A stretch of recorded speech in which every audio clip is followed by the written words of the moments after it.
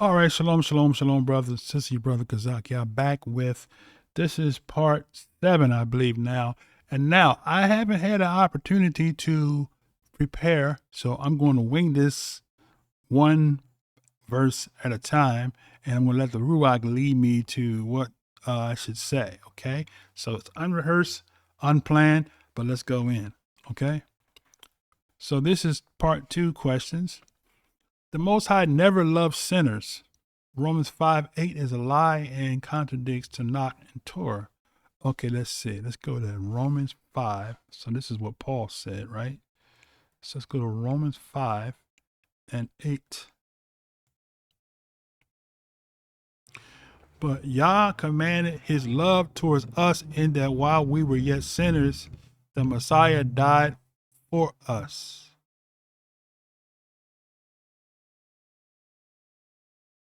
Okay, let's see. Is that saying, okay, Yah commanded his love towards us in that while we were sinners, the Messiah died for us?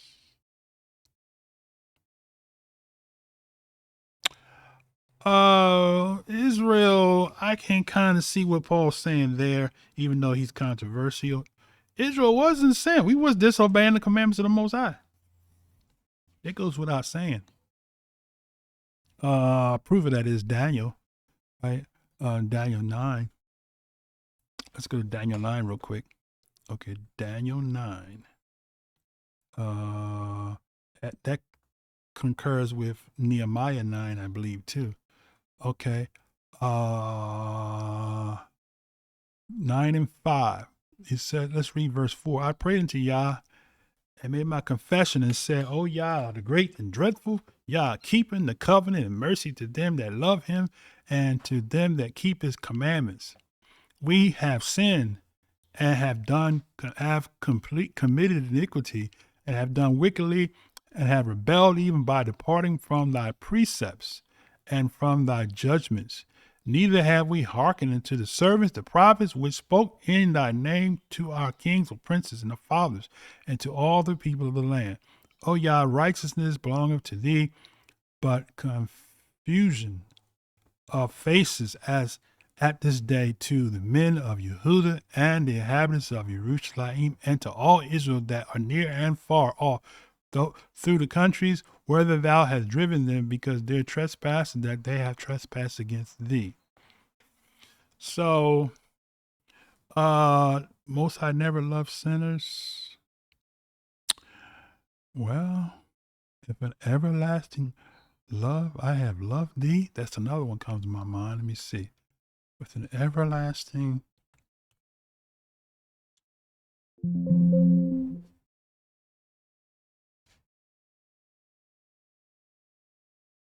That's Jeremiah 31. How about that? All under sin, right? That's another one that comes to my mind. Okay, so Jeremiah.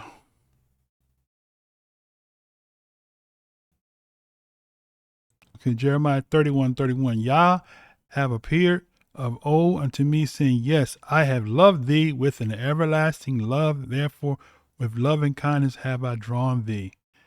Again, I will build thee, and thou shalt be built, O Virgin of Israel. Thou shalt again be adorned with thy tabrets, and shalt go forth in the dances of them that make merry.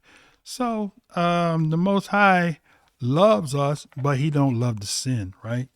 So that's why he has offered redemption, and is going to give us a renewed covenant.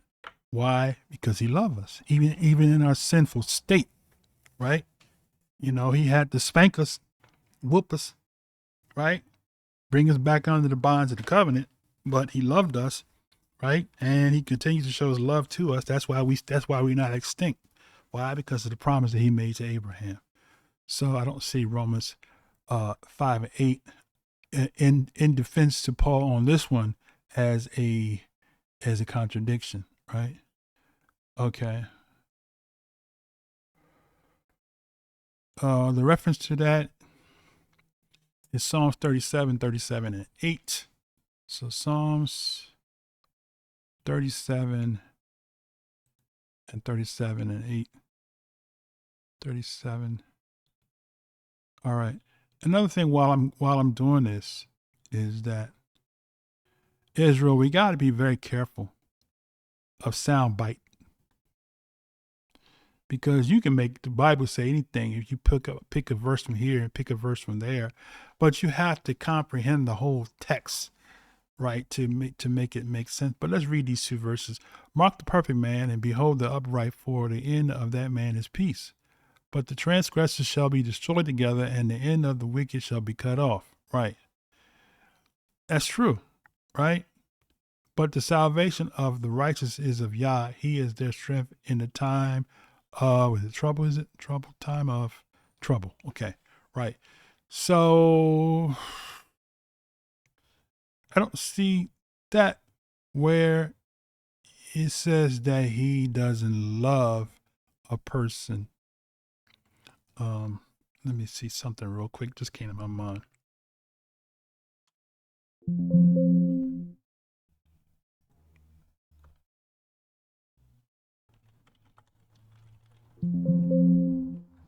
Okay, here's a verse that came to my mind. I was reading earlier. Let me see if I can find it. Okay, so let's take a look at Ecclesiastes, right? If the Most High doesn't hear a sinner's prayer, then we need to explain this Ecclesiastes 7 and 20. All right.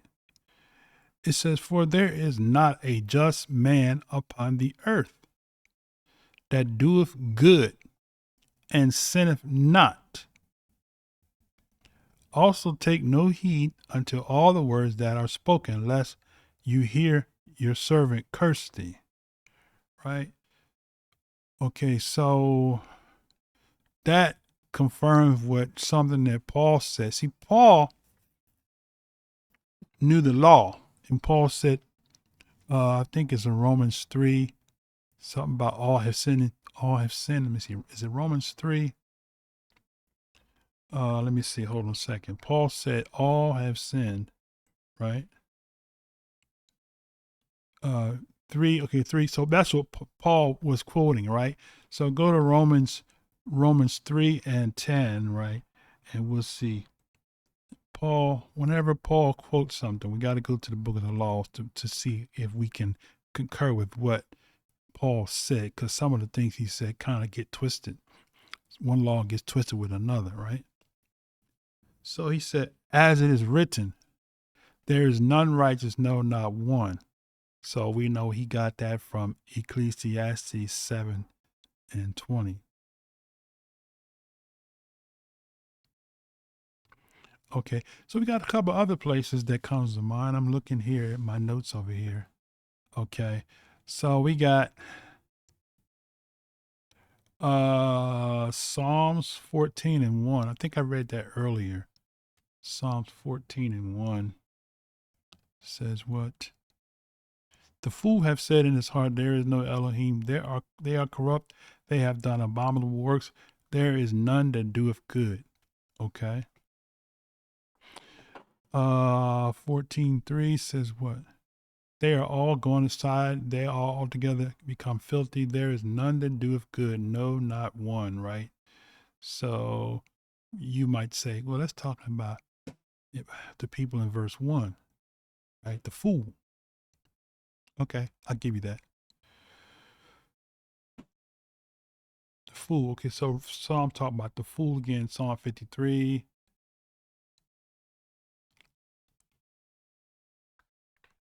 All right.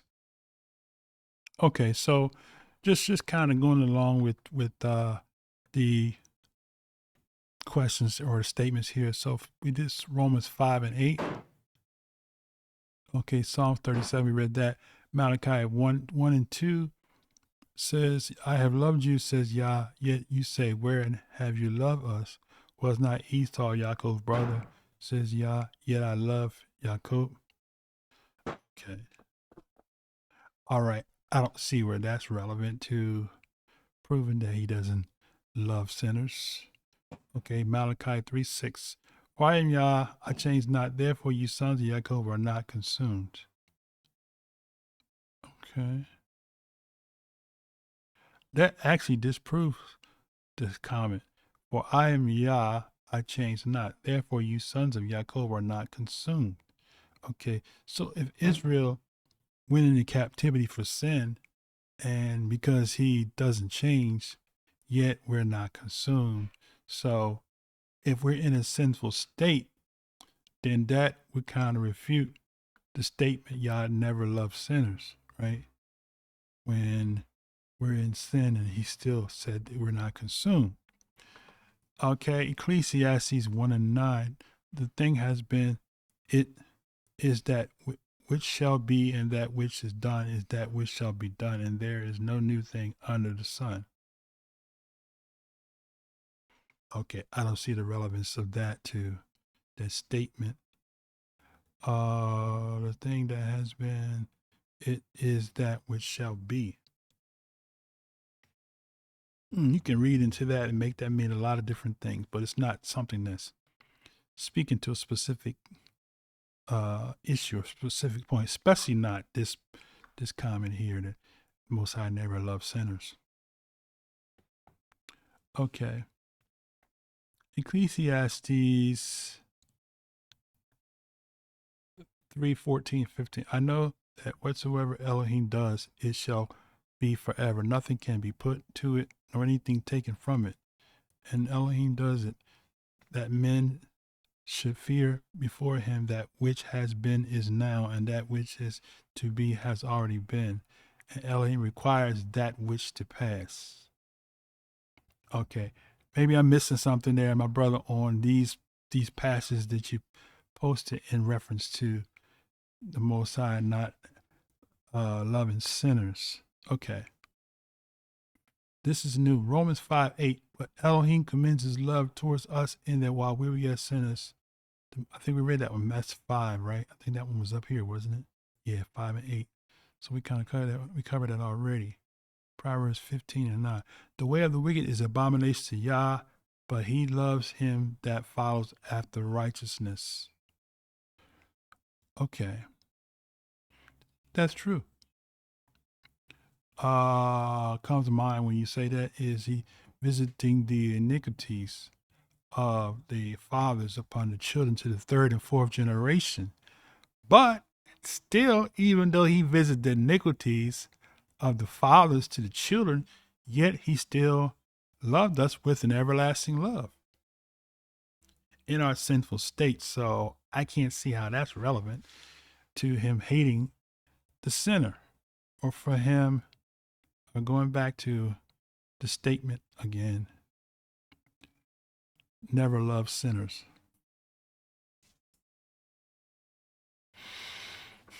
The sacrifice of the wicked is an abomination to Yah, but the prayer of Yasharah is a delight.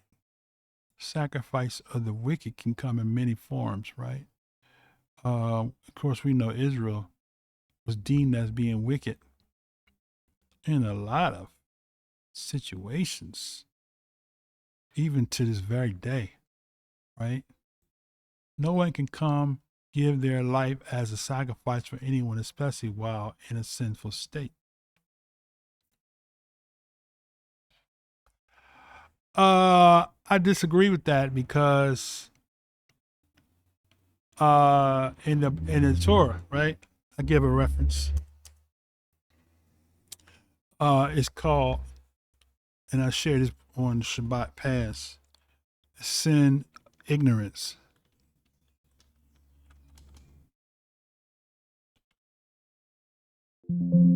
Okay, so I give a couple of references here. Leviticus 4:2, speak unto the children of Israel, saying, if a soul shall sin through ignorance against any of the commandments of Yah concerning things which ought not to be done, and shall do against any of them, right? Verse 3 says, the priest that is appointed do sin according to the sin of the people, then let him bring for his sin, which he have sinned, a young bullock without blemish unto Yah for a sin offering. He shall bring the bullock to the door of the tabernacle of the congregation before Yah, and shall lay his hand upon the bullock's head and kill the bullock before Yah. And the priest that is anointed shall take of the bullock's blood and bring it to the tabernacle of the congregation. And the priest shall dip his finger in the blood and sprinkle of the blood 7 times before Yah, before the veil of the sanctuary. And the priest shall put some of the blood upon the horns of the altar of the sweet incense before Yah, which is in the tabernacle of the congregation, and shall pour out all the blood of the bullocks at the bottom of the altar for a burnt offering, which is at the door of the tabernacle of the congregation. And he shall take off from it all the fat of the bullock for the sin offering, and the fat that covereth the inwards, and all the fat is upon the inwards. Okay, so let's skip down. I want to get to the... So he's showing you what he's going to do with the sacrifice. Now we'll get down to the punchline, right? Even the whole bullock shall he carry forth without the camp into a clean place where the ashes are poured out, and burn it on with fire. Where the ashes are poured out shall it be burnt.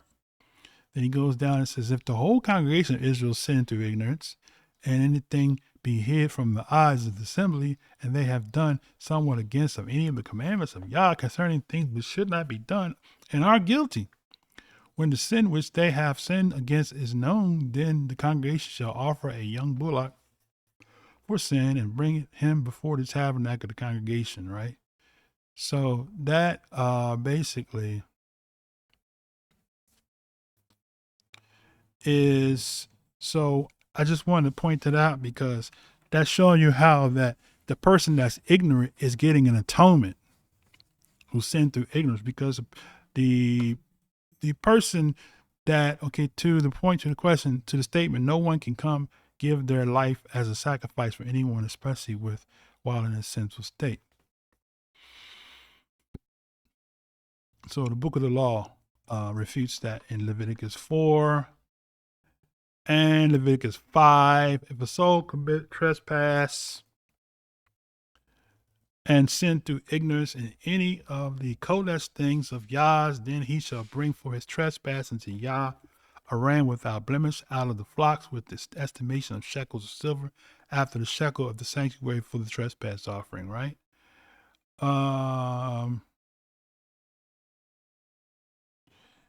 Verse 18 says, and he shall bring a ram without blemish out of the flock, with the estimation for a trespass offering to the priest. Priest shall make an atonement for him concerning his ignorance, wherein he erred and wist it not, and it shall be forgiven of him, right?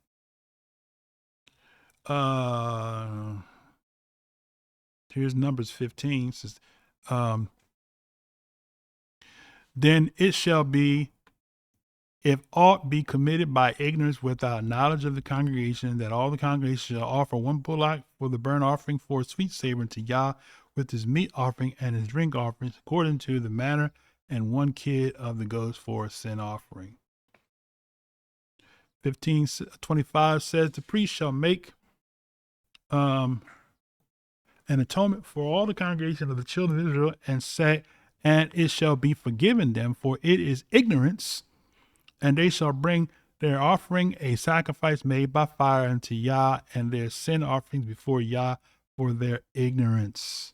Right? 26 says, and it shall be forgiven all the congregation of the children of Israel, and the stranger that sojourn among them, seeing all the people were in ignorance.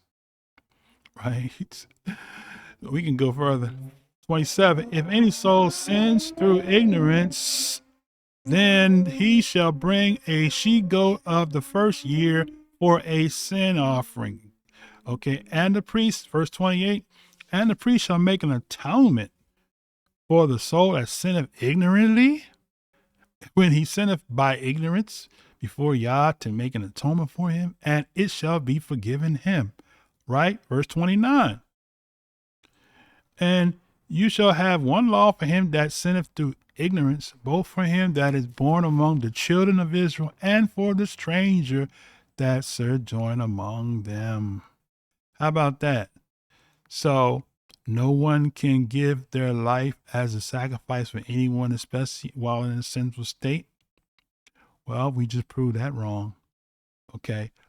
So I'm going to close here for this part, and we're going to continue back. We have some more. We have another page left, page or two or several. All right. Shalom, shalom, shalom.